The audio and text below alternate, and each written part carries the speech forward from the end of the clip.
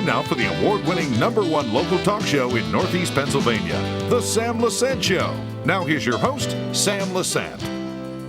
So folks, what do we know about diabetes? You know, there's type 1, there's type 2, and all the different things you hear about diabetes. If you eat too much sugar, if you drink too much this, what are the things that are involved with diabetes? How important is it? What can you do to help it? Well, today, folks, we have a certified diabetic educator who's also a physician assistant. Her name is Dr. Shelley Sassaman. And we're going to learn a lot about diabetes and all the myths you have about it. Shelley, thanks for coming on the show. Thanks for having me. Talking before the show, I'm very impressed. Tell me about you. First of all, you're a diabetic yourself, correct? Yes. All right. How you doing? I'm doing really well. You need my help? You want to come to my office? I'll say I'm doing real well. Okay. All right. No, tell me about yourself, Shelley. I've been diabetic since I'm about 10 years old. How'd you know you were diabetic? And well, I actually saw a local physician, rest in peace, Dr. Nick Mardiak. He diagnosed me at the age of 10. And at that point, I realized that I wanted to help people learn about diabetes, and I wanted them to understand them. My only thing was my mom basically picked up on that I was drinking more and eating a lot and not gaining a lot of weight. And we went to his office, and he dipped my urine and said, "Yep, you got sugar, and we need to send you to the hospital." And I went to Hazleton General, and they taught me about diabetes. And I basically learned from. At that point, at 10 years old, they just kind of gave me a comic book, and I read the comic book, and the comic book was talking about this little boy who had to take shots and had to make sure he ate before he played baseball. And I'm reading the book, and I'm thinking, this is kind of strange, what's going on here? They gave me an orange, and they gave me a needle and started showing me how to inject the orange, and I thought to myself, I think I have what this little boy has. And as we got further into it, I realized that there wasn't a lot of people out there. I mean, Dr. Mardiak did a great job. He talked to me. But in the same token, I wanted to be somebody that can come back and educate people so that they weren't afraid of diabetes and realize that they could live a full life and do everything everybody else could and have diabetes. Before I ask you about specifics about diabetes, tell me a little bit about yourself and your education and what you did. Yes. I actually graduated from Tamaqua Area High School, which is a local school. I went to Penn State Hazleton and then transferred over to King's College up in Wilkes-Barre, and I graduated from their PA program, and I still go back and talk to them quite frequently, and came back to the area to help the people that I grew up with. So you're a local girl? I'm a local. Okay. I live in hometown. Okay, so let's go back to diabetes. Okay, are you born with diabetes? Okay, so there are some patients that are born with type 1 diabetes, but most people develop it through their life. They either have type 1 or type 2 diabetes. Okay. So some people are born with diabetes. Yeah. Some people then get it. That's very rare. Very rare. It's usually that it develops through their lifetime. Okay, so what's type 1 diabetes? Okay. So a type 1 diabetic is someone who does not produce insulin at all. Their pancreas, if your pancreas is working the way it should be working, pancreas should be making insulin about 9 times an hour in short little spurts, and then whenever you eat a meal, the pancreas is supposed to give you more insulin. Okay. So what happens in a type 1 diabetic is the pancreas stops making insulin. And insulin's job is basically you have a cell and you have your food. And insulin's job is to open up the cell and put the food into the cell so the cell can use it for energy. And if you don't have insulin, then even if you eat food, you can't get I always say like the gas into the motor. You can't get it into your cells. So the patient, if they don't have any insulin, actually, would starve to death because they need to get the food into the cells. So you must have insulin to survive. So at type 1, their pancreas stops working and their beta cells stop working, so they stop making insulin. And if they stop making insulin, they have to take insulin by injection. How do you prevent that? There's no real way to prevent type 1 diabetes, and unfortunately, we do not have a cure for that at this point, but you can maintain a type 1 diabetic by insulin and insulin injections. So there's a couple different ways you can use like insulin by injections, or you can use a device like an insulin pump, but those patients must take insulin by injection. Unfortunately, we can't take insulin by pills or liquid. Is there a certain age that type 1 attacks most? Type 1 is usually in younger adults under the age of 20. Although anybody at any age can become a type 1 diabetic. Sometimes there's stresses on the body that can make the pancreas not work so well. So, people having a severe illness can follow up with a type 1 diabetes. And sometimes what happens is a type 2 who still makes insulin will outlive their pancreas, and their pancreas, makes insulin, and it struggles a little bit to make the insulin, and gets to a point where it can't make it enough anymore, and they actually are insulin requiring diabetics. So they almost become like a type 1 diabetic and have to have insulin by injection as well. So, okay, so you went into, so what's type 2 now? Okay, so type 2 diabetes, a patient becomes what's called insulin resistant. So you have your cell and you have your food, and the insulin comes over and says, open up, we want to put the food into the cell, and the cell becomes resistant and won't let the insulin work. So I always tell patients, picture your pancreas kind of like an orange, squirting out juice. We have to squeeze that orange a little bit harder to produce extra insulin to pry those cells open. And the orange can only make so much juice or so much insulin as what the pancreas can do. And when the pancreas runs out of the ability to make enough juice or make enough insulin, then we need to supplement it. So we can use oral medicines in these patients to start with in a type 2 diabetic. We can use oral meds to help the pancreas to try to make more or for the cells to be less resistant.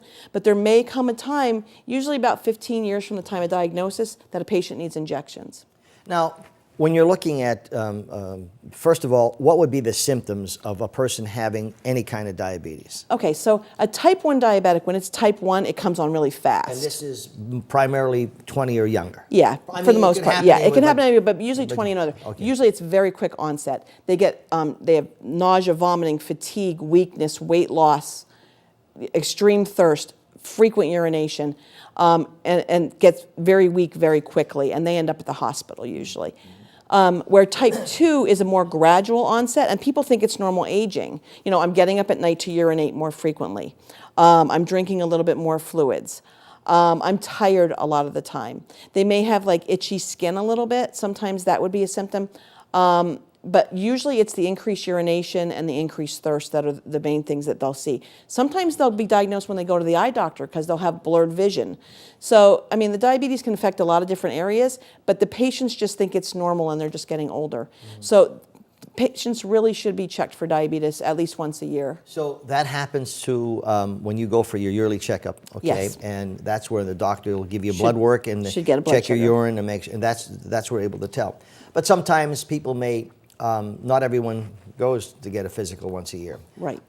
It's always, like me, I'm a big baby, but I'm forced because my wife definitely forces me to go there. That's good, she cares. Yeah, no, truthfully, and the point is, what if they find something? That's always, the concern, as you know. But the type 1 and type 2 diabetes is not life-threatening, is it? No. They can, if it's not taken care of, yes, it can become life-threatening because there's a lot of disease states and complications that can come on. But it's a very manageable disease. Mm-hmm. You work with your doctor, you work with a certified diabetic educator, you work with a dietitian. We figure out what to do to tell you how you can control it, and it's very controllable. I've had diabetes since I'm 10. That's 37 and a half years. I've had diabetes. I have 3 kids that are doing great. I coach soccer. I've been very active. You're watching your diet, though, aren't you? I watch my diet. I actually have an insulin pump myself. Give insulin to cover what I eat, and take very good care of myself. Exercise, but if you do that, you can do anything. Okay, so going back here again, because I'm a firm believer in prevention as much as you can. All right. Mm-hmm. You said as far as type 1, it could hit you. It doesn't mean that you're born. You can do. Okay, yeah. But type 2, if a person has an unhealthy diet. All right, yes. And we're going to talk about some of does eating too much sugar cause diabetes when we come back from the break, and all these different foods. But what would be the proper diet that people should be looking at to sort of regulate them things, okay, to prevent hopefully type 2? You want to watch your carbohydrate intake. Okay, so carbohydrates. What are? Basically, it's a starch in foods. We're talking about potatoes, pasta, rice, candies, cookies, soda. Fruits actually have carbohydrates too if you eat too much. So you need to, moderation is the key. And like a soda, one soda has somewhere around 45 grams of carbohydrate, which is equal to 3 slices of bread. So 1 can of soda is 3 slices of bread. Yeah. We need to control those a little bit. Fruits and vegetables, more vegetables, a little bit of some lean meats, turkey, chicken. It's a balanced, healthy diet. Try to avoid the fast foods. Try to avoid the cakes and the cookies all the time. It doesn't say the diabetic can't have them. They can have them, but you have to make some choices on what's the right things to eat. There are certain people that could eat all kind of junk, and they're healthy. Okay, Yes. I hate people like that. You know that. I know. People I eat know. like all the pasta and all the desserts, and then they don't gain any work. And then Yes. I gain one. I take one bite and gain 3 pounds. Not So weight is a factor, isn't it? Absolutely. Exercising 20 minutes 3 times a week decreases your chance of having any kind of heart attack, stroke, any kind of problem by about 50%. And I mean, 20 minutes, if you think about it, 20 minutes 3 times a week is only an hour a week. But what do we do? What we're kind of- asking, walking? Walking, Yeah. it has to be a continuous activity. It shouldn't be something, in our area, we tend to go for a walk, and you kind of walk, stop, talk to someone you know, walk, stop, Yeah, talk it's to like someone me you and know. my wife in the supermarket. Yeah, not a good option. Yeah. We want you to walk continuously without stopping. Don't bother for me. about I'm 20 walking. minutes. Okay, I don't Yeah, care I about have your to kids. walk. I don't care about grandma. I'm just walking. I need my exercise. Or walk with Shelley me. Sassaman said I need my exercise. Walk with me, my friend. Walk with me. Yeah. So I mean, because first of all, the weather sometimes in this area literally Right. sucks. Okay. Right. However, it's you may be geared. So what can we do inside? What can we do to? Okay. Exercise bike is a great form of exercise. And usually I tell people, get on the exercise bike, put it in front of your TV. When you watch the news, you're on your bicycle. You're multitasking while you're exercising. The best solution is this, and put this in prescription. Get a bike, get in front of the TV, and watch the Sam Lesante show. There you go. See? That's it, And right then there. You got 1/2 hour entertaining. Yep. Listen to Sammy You start rant and them- rave. it would be perfect. You It see? would be And perfect. you could see Shelley on TV and There- get some exercise. there I'm you talking go. to Dr. Shelley Sassaman, who is a physician assistant and certified diabetic educator. We're going to come back and talk about the different things like how do you prevent, a little bit about prevention, but how about eating too much sugar? Does that give you diabetes? What gives you diabetes? And the fact that we have to control it, very important. Stay with us. Welcome back to the Sam Lesante Show. Folks, we're talking about diabetes today, type 1, type 2, and all the things that how you can prevent it, etc. if you do have it. My guest today is Shelley Sassaman, who is a physician assistant and a certified diabetic educator. Now remember, you can watch all of our shows, all of our health shows, every one of them at ssptv.com. And my email is sam@ssptv.com. Okay, so we're talking about diabetes. Now, you just said something interesting. Now, listen to this, folks. Statistics. Yes. Give me those statistics. They're alarming statistics, I think. So the prevalence of diabetes, it's very significant. I'm sure that all of your viewers have somebody in their family or one of their friends Yeah, that's my grandfather diabetic. was one, yeah. Yep. So in 2010, 1 out of every 10 individuals in America was diabetic. By 2050, we predict that 2050. 1 out of every 3 Oh my is going to be God. diabetic. Okay. So it's growing by leaps and bounds. Why? Some of it has to do with the diet. I mean, these sodas, the supersize. Yeah. Supersize at all of our fast food restaurants, tons of carbohydrates. It's taxing that pancreas, and it's squeezing that pancreas to make more insulin, and the pancreas and Shelley, the body can't keep up with it. Answer this question for me. And it frustrates me, and I know some people get upset with me when I say this. We have you're talking about soda. I don't drink soda, I Right. drink water, okay? Right. You talk about smoking. How many times do we have to tell people what it does to them, etc.? Then when something happens, it's always too late. I mean, what is it? I know people get into habits, Yes. but you know you're going to be doing damage when you're drinking all this soda and all this fast food. If at least there's some fast places have healthy food, so Right. eat the Right. healthy food. Right. But why is it? You deal with these people all the time. It almost becomes like, for diabetic, when you have sugar, they crave sugar actually at times, because it makes them feel comfortable when they eat large amounts of carbohydrate, and so they almost crave the sugar, and it gives them a feeling of fullness, and they just feel like they feel very good when their sugar's high, or they feel comforted and calm. The problem is it's doing damage little by little. It's blocking up some of the vessels in their eyes and can cause retinopathy, diabetic retinopathy. It damages the filter in the kidney, so they can end up with kidney disease. It can damage the vessels in their legs, and they can get peripheral vascular disease. It damages the vessels in the heart, and it helps to block up the heart a little bit more. So the sugar all builds up in the system, and it's causing blockages, almost like blocking the plumbing. And, we have medicines to help that, but the diet and what we take in is a lot of the problem. So what you're saying when those statistics, you're saying 1 out of every 10 in 2010 and 1 out of every 3 in 2050. How many are out there that we don't know about? There's a lot of diabetics that we don't know about. So it could be even higher than that, you know. That absolutely. You only know statistics because these are people that came in and were able to register. Right. Okay. The undiagnosed diabetics, we fear that we have 1.8 million diabetics in the United States. What we're worried about is that there's another probably 9 million that are not diagnosed at this point. Does eating too much sugar cause diabetes? It does not. If you eat too many carbohydrates, if you continue to eat too many carbohydrates and continue to put weight on and put weight on and put weight on, what ends up happening is the body can't handle those glucose loads and the pancreas can't keep up with the insulin requirements. And the patient has a tendency to develop insulin resistance, which leads to the diabetes down the road. There's a genetic predisposition, and there's a line that actually runs right through northeastern Pennsylvania that shows some insulin resistance, and that's genetically, if you have someone in your family that has diabetes or type 2 diabetes, your risk increases of developing diabetes. Okay, so when you're talking about prevention, okay, anytime your body is doing something different, okay, I think you're your own best doctor sometimes. Yes. You could, this isn't right, that's not right.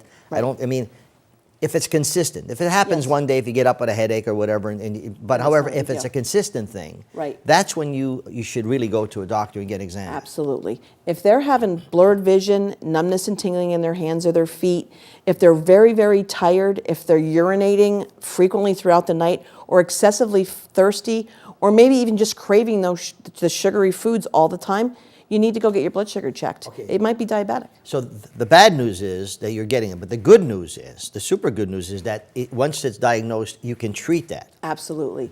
And it's not insulin right away. What kind of checkups we have did a you lot have?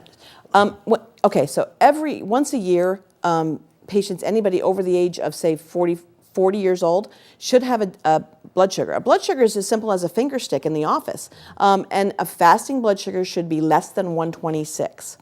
If they wake up in the morning and their blood sugar is between 110 and 126, that's like a pre-diabetes. It's kind of a warning, like you're starting to get some insulin resistance. If the blood sugar is less than 110, they're fine.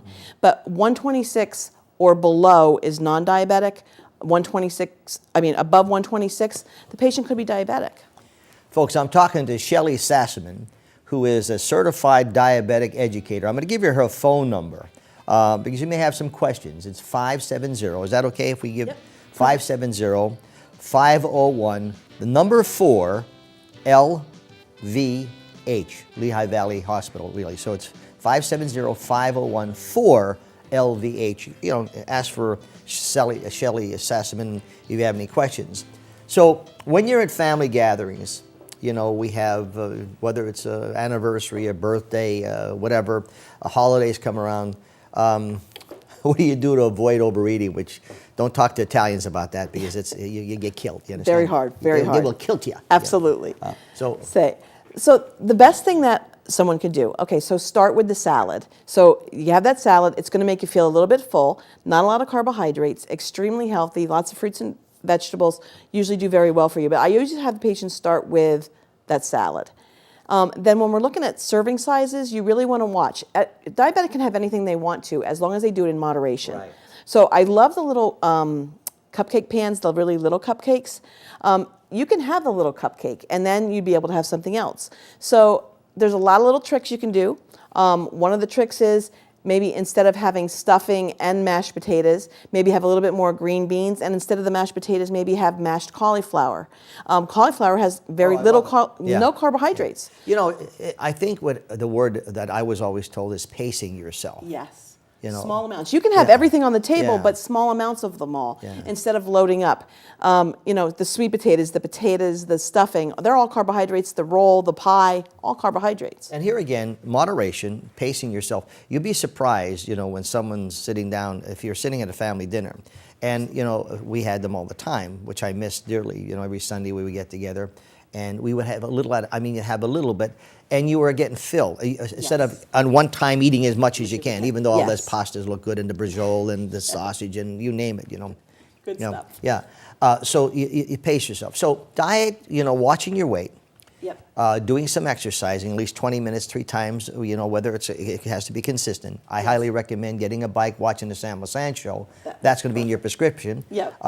And then also, you know, if you see something going on with your body, address it, right? Absolutely. Now, you also Absolutely. said to me, you said you have an insulin pump, okay? Yes. Now, when I think of pumps, I'm thinking of big things, and, you know, I get nervous and going to the gas station, pumps, and, you know, tell me about this insulin pump. So an insulin pump, I actually have mine on right now.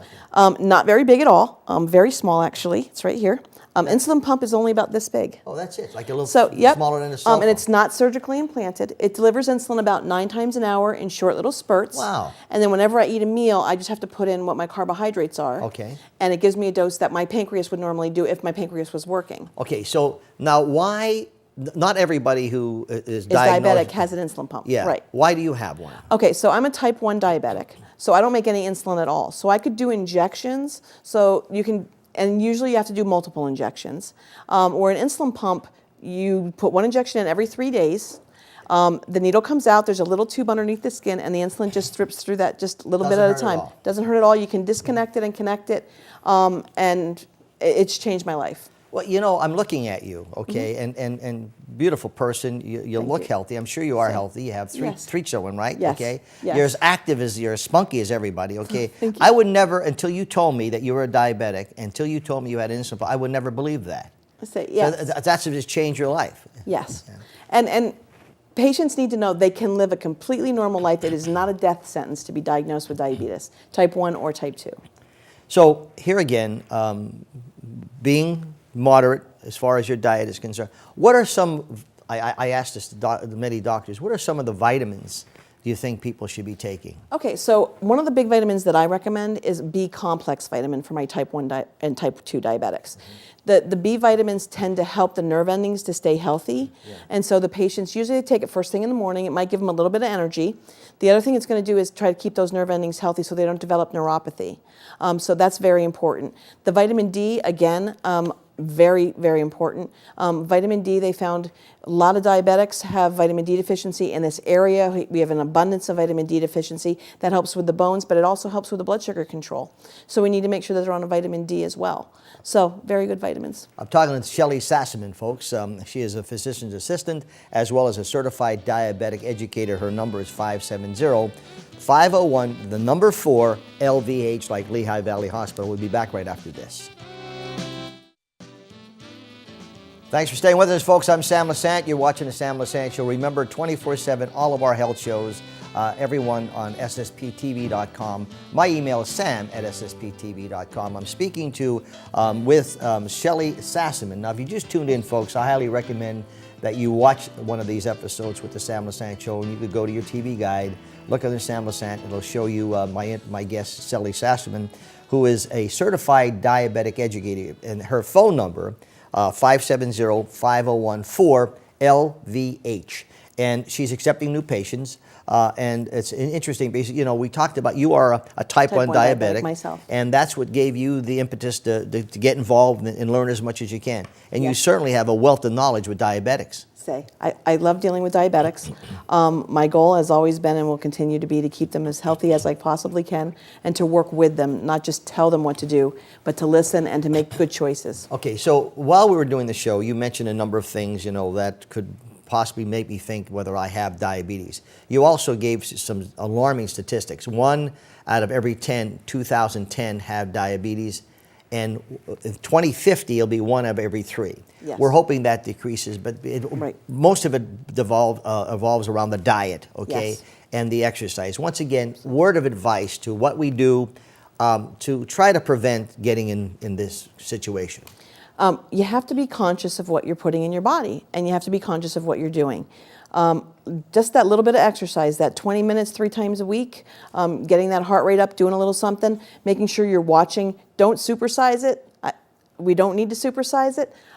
Healthy choices, maybe, you know, some yogurt parfait or some fruit versus that burger. Is there a place I could go to, you know, I mean, if I give you a call and say, Yeah. Shelley, you know, I saw you on the show, could you give me some, I'm having this, I'm having that, then you give me direction and as to, you know, maybe I could tell you what my diet is or whatever. I mean, I don't want you to be an operator all day, but I mean, especially if someone's watching the show and they are getting some, you know, sometimes you get a symptom and when someone says, if you have this, all of a sudden they think they have it. It may not be the case, okay? That's me. Right. You say I have Right. tingling, then I Then have you have it. tingling, Okay, I have, yes. yeah, I have it. Okay. Yes. But so if they call you, you can give them some directions, things what to do. Yes. So the first thing I usually suggest is that they go to their family physician, go back to their family physician, explain that they have some symptoms. If the symptoms, the fatigue, the frequent urination, excessive thirst, the getting up at night to urinate frequently, just get that finger stick blood sugar. They can do it in the office. They'll tell you right away, and find out if you're diabetic or not. If they'd like, if they find out they are diabetic and they need some more help, then they need to come in and talk and maybe make an appointment, and we could talk about their diet and go over what are the right choices. We could talk to them about what they need to do to control that blood sugar, and giving them a blood testing machine that they'd be able to actually check their blood sugar at home. It's available and it's not difficult. So patients can actually monitor themselves too. Yeah, they have these things. The I finger remember, stick blood testing yeah, machines. and they're very. I mean, I remember we were giving tons of them. Dr. Benio had them, and he had like about 25, and we were giving them out Yep, to people. we always have them. Yeah, and which is a simple test to do that. Okay? Absolutely. Now, again, you have bad news and good news. The bad news is if you have that, don't panic. Okay. Don't panic. The good news is there's a solution for this. Yes, and it's amazing how I had one patient who was out of control with diabetes, and he came to me, and we made some differences. And his wife and him had been married for 25 years. He'd go to work all day, come home, eat dinner, go to bed.